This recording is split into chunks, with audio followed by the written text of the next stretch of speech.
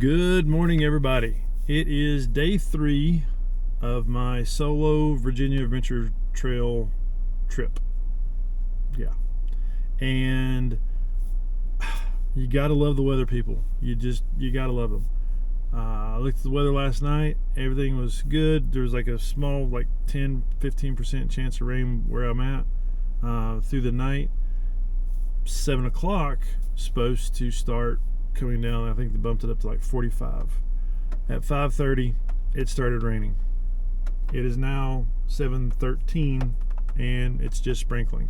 So I abhor packing up camp in the rain, but you do what you got to do. So unfortunately the weather for today is pretty cloudy, overcast, sporadic rain. I'm hopeful that by the time I get to camp this evening that it will have stopped. I can open everything up and hopefully start to dry everything out from my pack up. But it is what it is, and we'll roll with the punches, and we'll have a great day. I'm hopeful that I'm going to get further in my trip than I have the last 2 days. I've looked at the map yesterday. I got basically 56 miles yesterday from where I was camped at the night before. And a lot of that had to do with that one stretch of trail that I was on. Again, it wasn't hard. It was just a very slow go. So we'll see what we can get into. But everything's packed up. I've got everything on. Starlink is up and running. And my navigation is ready to rock and roll. So we're going to roll out of here. This was a great campsite. Great campsite. Let's see what the day offers. Bye.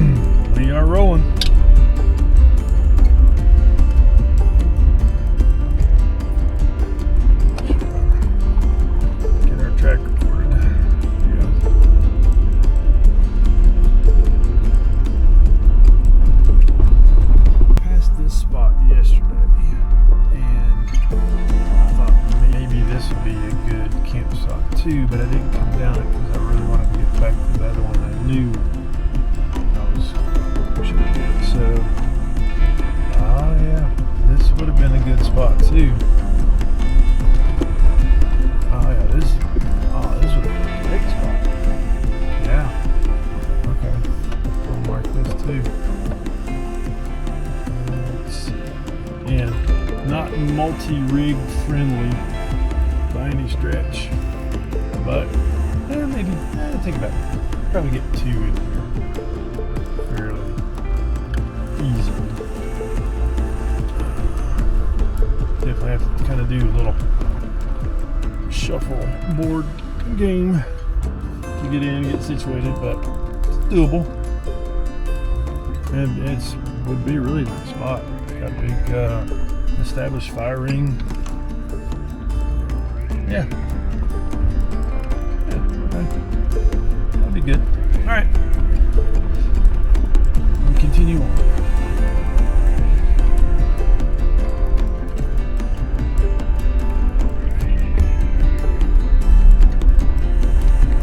Just got done airing back up. It looks like I'm going to be spending a decent amount of time on pavement. And being aired down like that, like it because it's not good on the tires. So, quick little pit stop there, back up, and we're back on the road. I wouldn't mind running across a gas station. I'm at half a tank. The smart thing to do would have been yesterday when I went into Harrisonburg for my propane. And I've had every intention of doing that, but I figured I would hit a gas station when I got closer to getting back on the trail. That way I wasn't just burning up gas on the highway miles. And once I got out of Harrisonburg proper, there were no more gas stations at all. So I know I've got enough fuel to get me to the next little town. But if I can see one before I get back up on the trail, I'll definitely fuel up. I've got 3 gallons with me in my Roto Packs, but that's a break glass in case of emergency type deal. So speak of a gas station and you shall receive. These prices though, but I'd rather pay a high price for gas than have to push the truck. So that's a pretty sight. Pretty view at that farmer's got. Oh wow, that's gorgeous. Kind of even looks a little bit, I don't know, I won't say better with the cloud cover hanging on the ridgeline. I don't know. I'm sure it's beautiful in the sun, but it's got an air of mystery, I guess, with the cloud cover hanging on the ridge like that. So.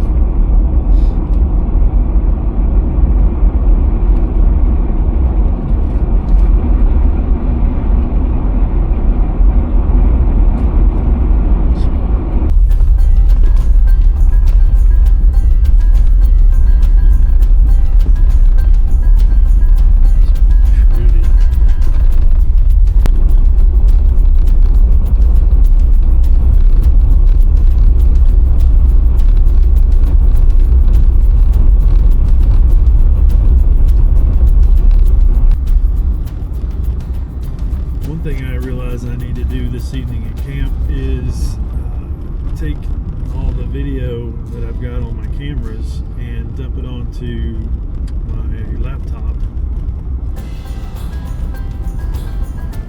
I got pretty good size storage on these cameras, but I've been shooting a lot of videos the last couple of days, so better safe than sorry. I don't want to run out of room on my cards.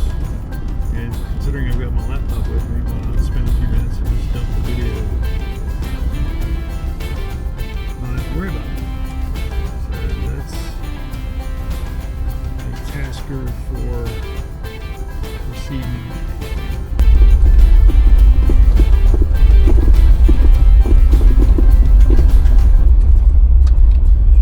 I just passed those 2 camps that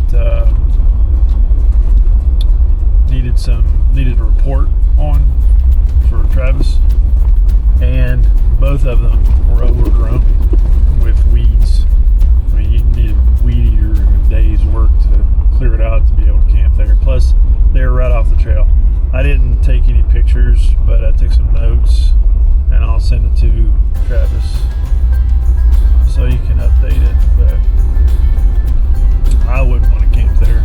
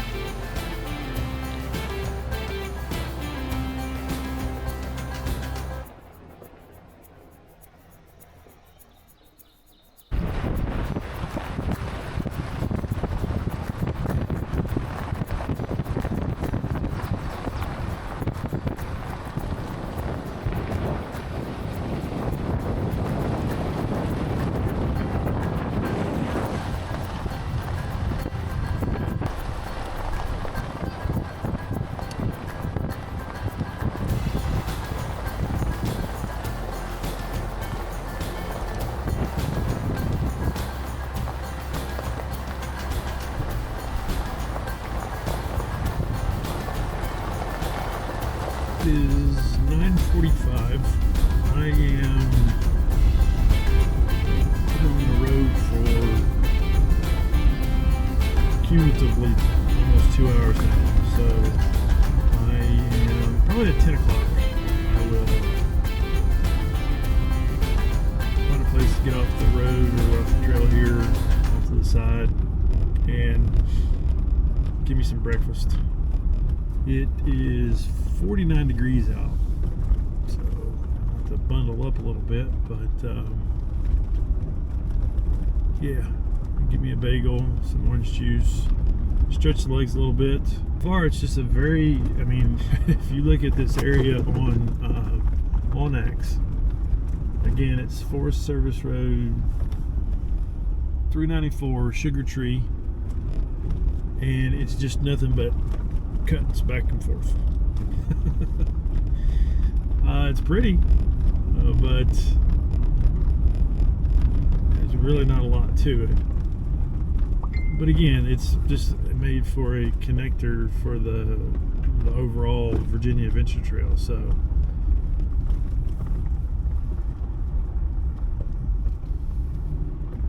it's fun. It's just fun to be out here.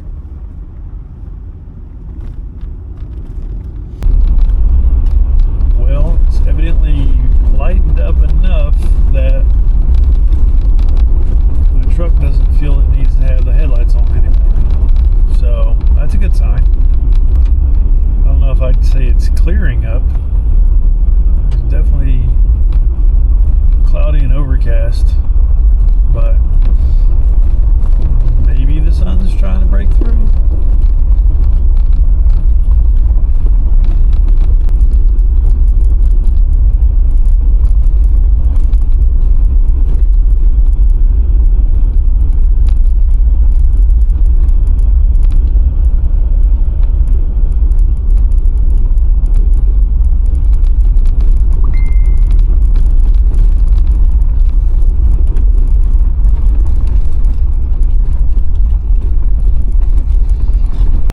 Let's see, it's 10 o'clock and I've stopped. I'm going to have me a little bit of breakfast here off the trail. Get me some breakfast and then I'll get back on the trail. One thing that's really been nice about this forest road, Sugar Tree, there's a lot of like defined spots that you could stop at. You could camp there if you really wanted to. They are right off the main trail, so if there was anybody going by in the middle of the night or something like that, it could be disturbing. But they're really nice. I mean, they've got them. They're mowed. They have timbers to kind of define the back area. Everyone that I've seen has a fire pit, a dedicated fire pit. And I just passed one that there was a bunch of wood left. My guess it's from someone who was here previous and just didn't feel like hauling the wood out. But yeah, I mean, the one that I stopped at for my breakfast, you could probably get 2 or 3 rigs in there easy.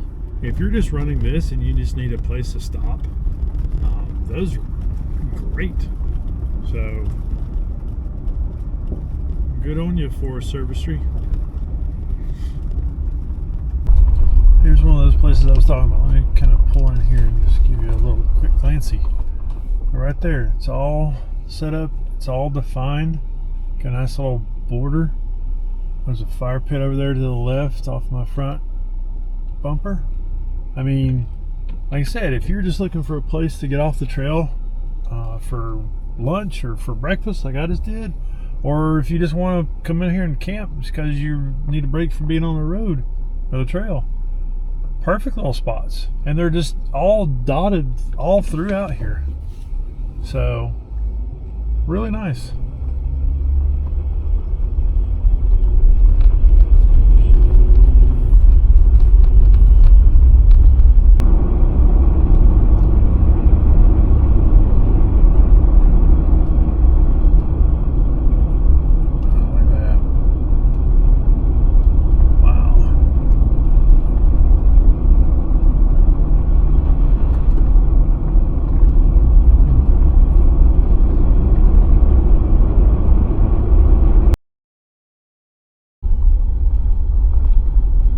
So I just turned onto Cold Springs Road, Forest Road 77.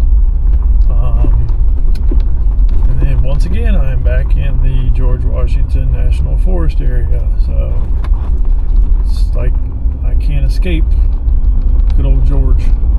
But off of pavement, finally. Like I said, I was on there for a lot longer than what I thought I would have been, but all good. We're back on Forest Service Road. We'll see what this trail has to offer.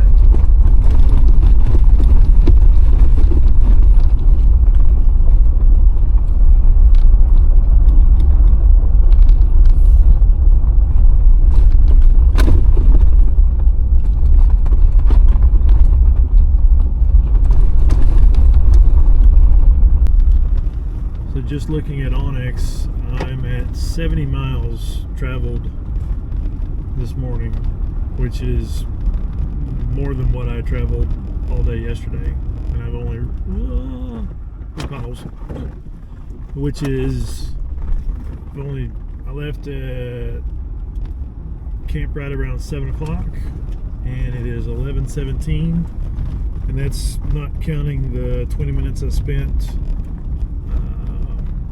getting breakfast. Well, this service road is not as well maintained as the one that I was on previously. Definitely rutted, a little bit of washboard, big stone showing through the road.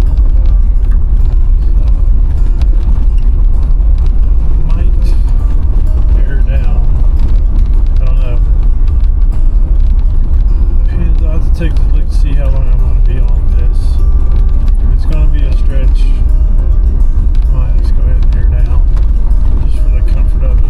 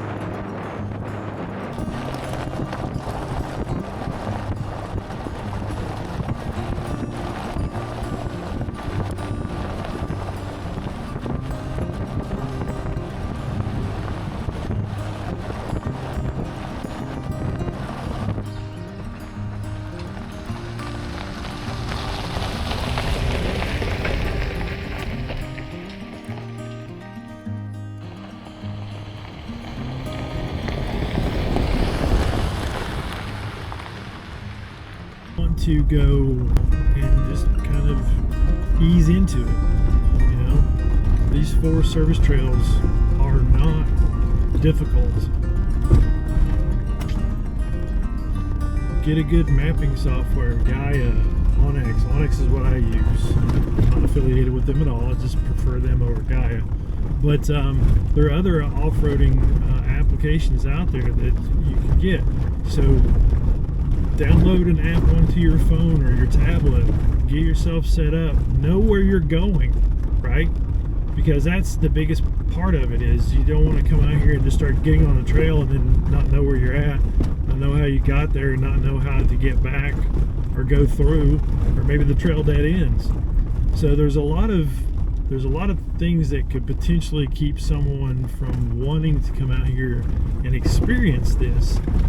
But if you equip yourself with the right tools and give yourself the right foundation, knowledge-wise, that will help ease those concerns or fears or whatever you want to call it, and hopefully inspire you or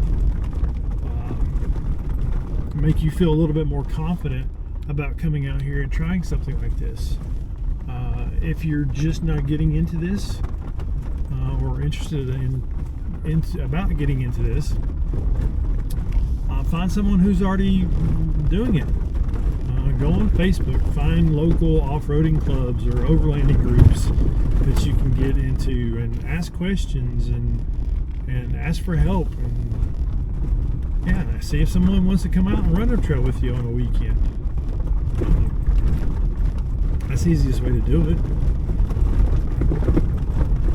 If you want to come out, don't let a couple little obstacles or barriers stop you. But on the flip side of that, you want to be smart about it. You want to come out in a vehicle that is capable.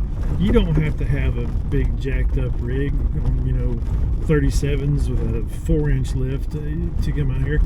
All the stuff that I've been doing on this ride, with maybe the exception of what I did yesterday, that one little section, stock 4x4 rig could come up here, no problem. These Forest Service roads, no problem.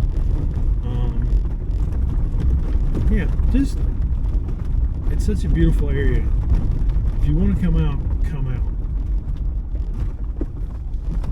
But if you're sitting at home watching this video, I greatly appreciate it.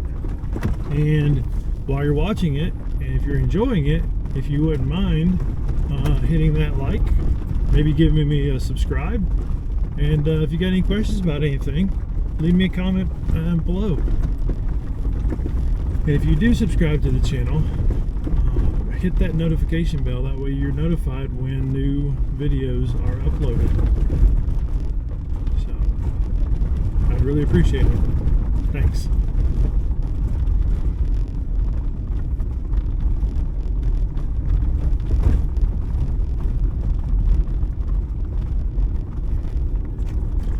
And that comment I made about stock 4x4, I wouldn't personally try to take a stock 4x4 on a couple of those sections that I did yesterday and the day before. So my rig is a 2020 Sport Gladiator. It has a 2-inch lift on it, and I have 35-inch tires. And the reason I make mention of that is there was some of those areas yesterday, specifically yesterday, that I'm not sure a stock clearance 4x4, whatever, Jeep, Toyota, Nissan, whatever, I don't know if it would have the ground clearance to get past some of the rocks and the ruts that I went through yesterday.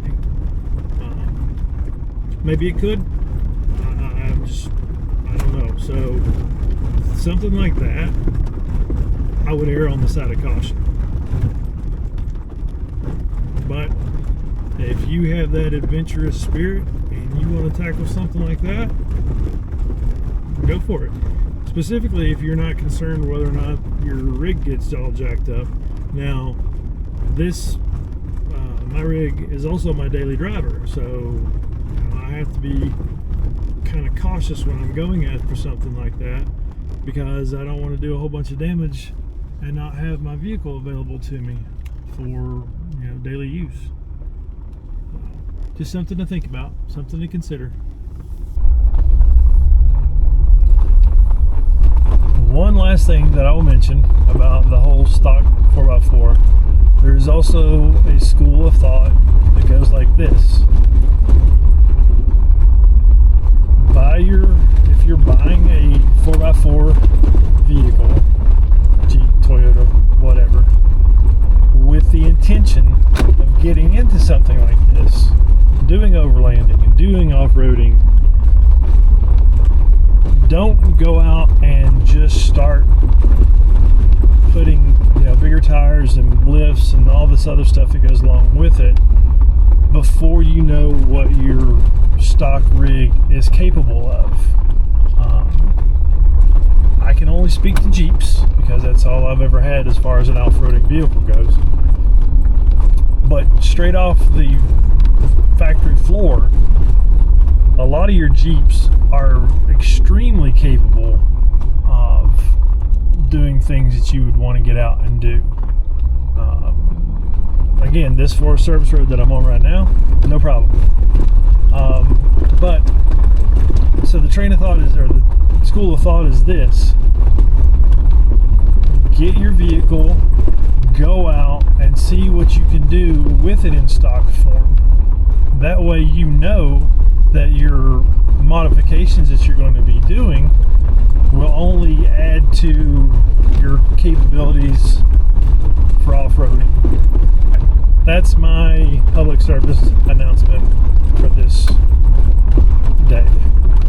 And the other part of this is, I don't mind a shelf road, which this technically you would consider this a shelf road, not like you would have like out in Colorado or Utah or anything like that, but it's still considered a shelf road. I mean, if you go off of it, it's going to be a ways to the bottom, and I don't mind those, but I prefer to have the shelf or the drop off on the driver's side, simply because I know exactly where the edge is and how close I can get my tire tracks to that edge.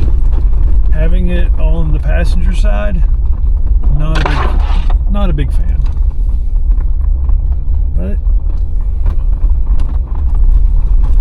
sometimes you just gotta roll with the punches.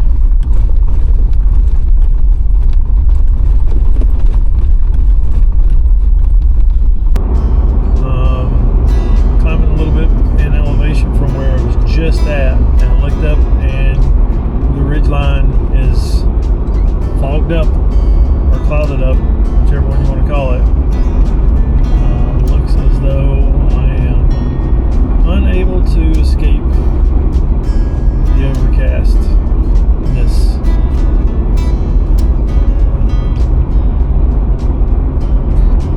Still pretty, and the sun's shining. It's not as chilly out, but as I get higher in elevation, excuse me, as I'm getting up higher in elevation, it's getting cooler. I think the last time I told you the temp was like 60 something. It's down to 55 now.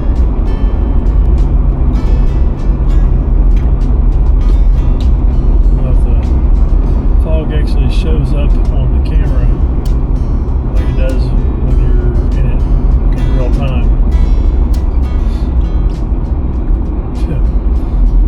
It dropped quick. It's down to 52 now. Good grief. And a lot of fog. Whoa. There's a lot of fog.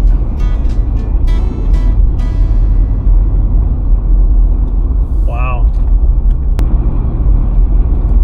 Blue Ridge Parkway ahead. Nice. Okay. Not that I'm going to get on it, but that's another stretch of road if you've never been on here in Virginia, is the Blue Ridge Parkway. It is just gorgeous. Runs all the way down through Virginia, down into Tennessee, North Carolina, and I'm going left here. Actually, I guess I am getting a little stretch of the parkway. Huh. Interesting. Wouldn't call that. But yeah, nice and foggy. Anyways, Blue Ridge Parkway. Plenty of scenic overlooks. It gives you great views, great vistas. I've evidently gone the wrong way. Alright, I gotta turn around. I was talking to you guys and missed my turn again. I did not even see the sign for that junction back there that I turned onto off the parkway. So it, like you can see it on the camera, it is super foggy. This little stretch is evidently called Chicken Hollows. I can only imagine that there's a lot of chickens down here. Although I just saw a squirrel back there, so I don't know if it's named correctly or not. Okay, I'm going to say it. I don't know where the heck I am. I mean, I'm still on my track, but I don't know.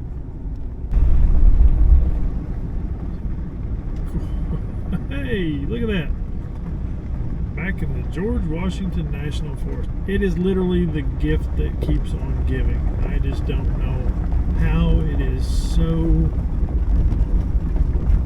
huge that doesn't matter where you're at in Virginia, evidently you can be in part of the George Washington National Forest. Didn't have any idea.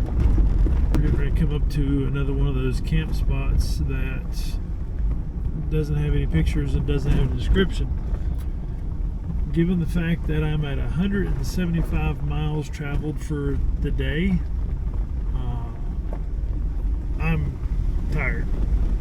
So if that campsite is viable, I think I will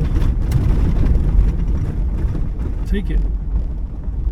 There's some pretty areas right off here. Pretty areas up in here, right off the. Oh my gosh, that's gorgeous. Oh wow, that is beautiful in through there.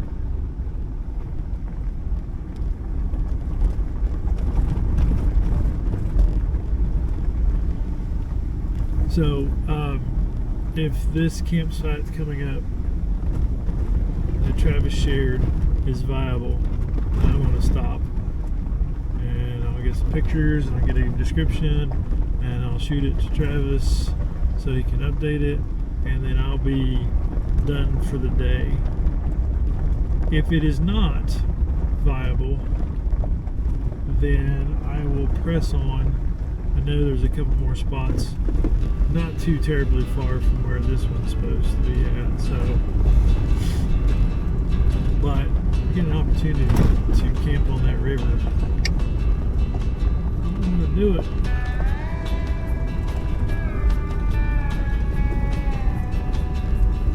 It's just,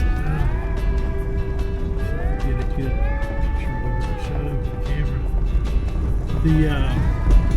It's just boulder stream, but then the water's just cascading through all that. It is just spectacular.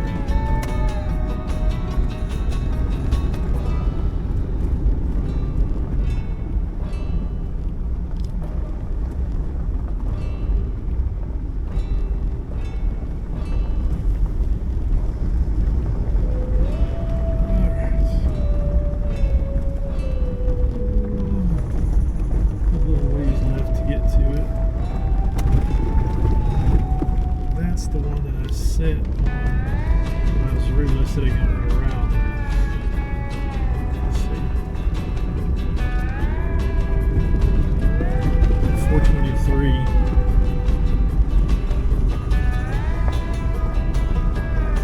See what this looks like. Well, here and now we'll be camping around the river because we started climbing and the river's way down there.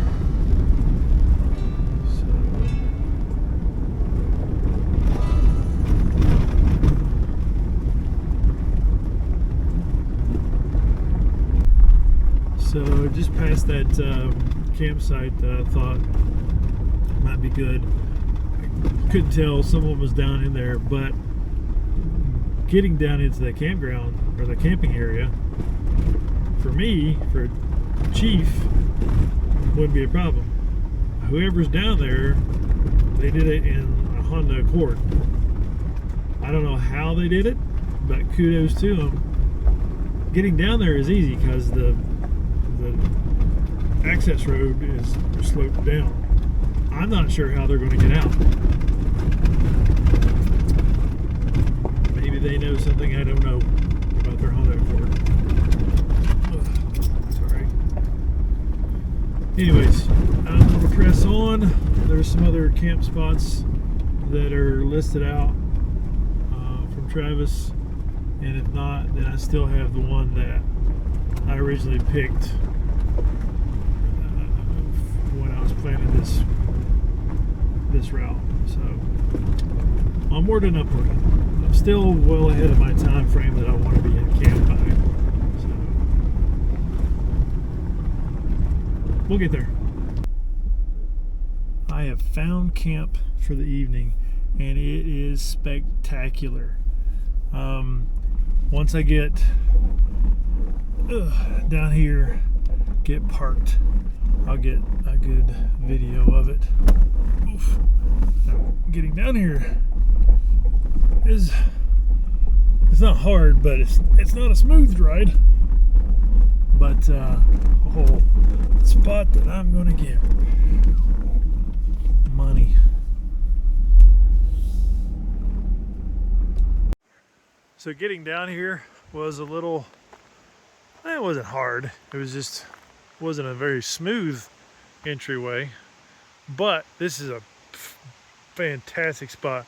So you got a nice little elevated position right here, nice and level, overlooking the little stream. But check this out. Bam. Got it right up against the creek.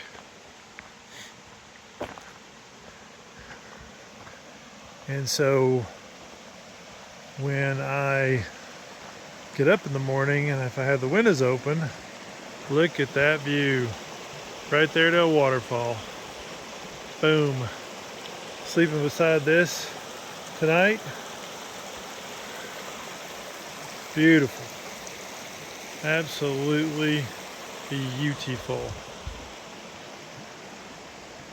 So I gotta do some housekeeping. There's some wood that some deadfall I'm gonna gather and get myself set up. Nice big fire pit area. Great place to be set up for cooking. Yeah, this primo spot.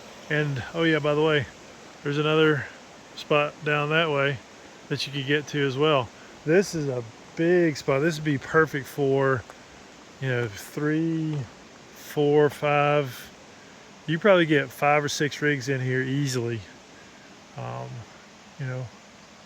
So anyways, that'll do this for right now. But yeah.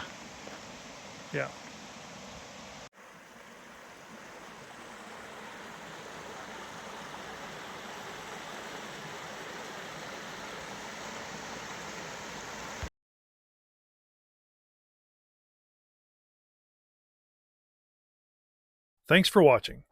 Please give this video a like. Subscribe to the channel and ring that bell notification so you are informed when new videos are released.